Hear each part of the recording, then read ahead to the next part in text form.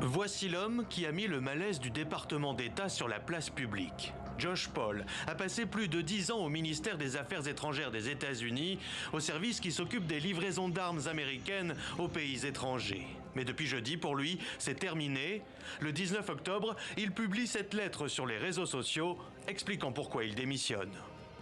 L'attaque du Hamas contre Israël n'était pas seulement une monstruosité, c'était la monstruosité des monstruosités. Mais je crois au plus profond de moi-même que la réplique d'Israël, soutenue par l'administration américaine, n'entraînera que plus de souffrance, aussi bien du côté israélien que palestinien.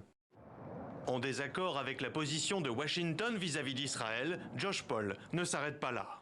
La réponse de cette administration est une réaction impulsive, fondée sur le biais de confirmation, la commodité politique, la faillite intellectuelle et l'inertie bureaucratique. C'est extrêmement décevant et totalement sans surprise. Le fait est qu'un soutien aveugle à un camp est destructeur à long terme pour les intérêts des peuples des deux camps. Comme une ombre au tableau du soutien inconditionnel de Washington à Israël, la sévère charge critique révèle le malaise au sein du département d'État. En 3 jours, la lettre a suscité plus de 12 000 réactions et Josh Paul dit avoir été surpris par le nombre de messages de soutien reçus de ses collègues.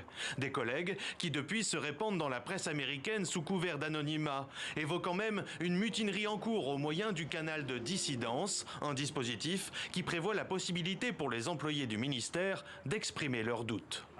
C'est bien sûr le président qui définit la politique, mais nous encourageons tout le monde, même s'il n'est pas d'accord avec notre politique, à le faire savoir. Le secrétaire Blinken a déclaré qu'il accueillait favorablement les personnes exerçant le canal de dissidence.